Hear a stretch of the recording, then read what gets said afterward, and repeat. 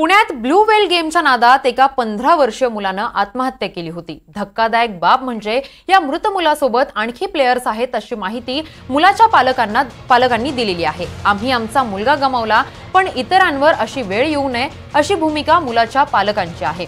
तुमच्या मुलांवर लक्ष ठेवा, आमच्या मुलाचं जे झालं ते तुमच्या मुलांसोबत होऊ नये असं आवाहन मुलाच्या पालकांनी केलेलं आहे। दरम्यान मुलाच्या आत्महत्येप्रकरणी आता सायबर तज्ञांची मदत घेतली जाते। मुलाचा लॅपटॉप आणि इतर साहित्य पोलिसांनी ताब्यात घेतलेलं आहे। सायबर तज्ञांना मुलाच्या लॅपटॉपचा पासवर्ड अजूनही क्रॅक करता आलेला नाहीये, त्यामुळे या सगळ्याची सुरुवात नेमकी कुठून झाली याचा शोध लागलेला नाहीये। पुढील प्रक्रियेसाठी फॉरेन्सिक लॅबचीही मदत घेतली जाणार आहे अशी माहिती रावेत पोलीस ठाण्याच्या वरिष्ठ पोलीस निरीक्षकांनी दिलेली आहे। प्लॅनिंग करून त्यांना उडी घालवली इथून, तेही रात्री 1 वाजता। हे खरोखर हे आपल्या देशाला थ्रेट आहे, हे टेररिझम आहे।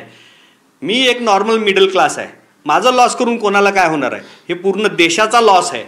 हे आता त्यामध्ये त्यांनी पेन्सिलनं डायरीमध्ये सगळे प्लॅन केलेले आहेत, काय काय करणार, तो कसं करणार, इव्हन त्याची सिग्नेचर पण आहे आणि त्याच्यासोबत जे खेळणारे होते ते पण आहेत।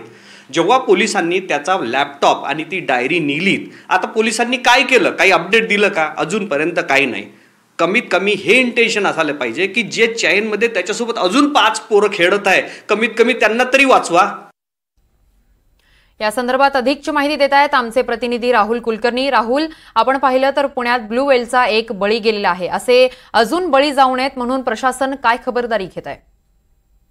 एक लक्षात घ्यायला हवं की आता जी माहिती मिळते आहे त्याप्रमाणे 2 संघ होते, ज्या संघातला एक भाग हा आर्य जो आहे तो होता। आता त्या 2 संघातली मुलं मराठी आहेत, शेजारच्या राज्यातली आहेत, ह्याच देशातली आहेत की बाहेरची आहेत, हे संगणक तज्ञांच्या पूर्ण मदतीशिवाय कळणार नाही। तर मुलांच्या पालकाचं असं मत आहे की किमान पक्षी हे जी 9 मुलं उर्वरित 2 संघात खेळतात त्यांची तरी तुम्ही माहिती घ्या। किमान त्यापैकी कुणी असं ह्या पातळीवरती पोहोचलंय का की या ब्लू व्हेल गेमचा जो शेवटचे 2 टप्पे आहेत, पहिल्या टप्प्यामध्ये पालकांना त्रास देणं की जे आर्यनी केलं आणि स्वतःच्या आईलाच तो खूप त्रास देत होता। दुसरा टप्पा जो आर्यनी केला आणि तो थेट 14व्या मजल्यावरून खाली त्यांनी उडी घेतली। तर हे होऊ नये म्हणून किमान उर्वरित 9 मुलांचं समुपदेशन करा अशी ह्या पालकांची मागणी आहे। अर्थात त्याला तांत्रिक बरेच अडचणीचे धागे आहेत। एकतर IP ॲड्रेस शोधायचा आहे, ती मुलं कुठले आहेत ते शोधायचं आहे आणि तेवढं आपल्याकडं किमान तपास यंत्रणेकडं आधुनिक तंत्रज्ञान आहे का याबद्दलचे प्रश्न आहेत। कारण 2 दिवसापासून आर्यचा जो लॅपटॉप आहे त्याचंच पासवर्ड क्रॅक करण्यामध्ये पोलिसांना बराच वेळ जातो आहे। सायबर तज्ञ आलेले आहेत।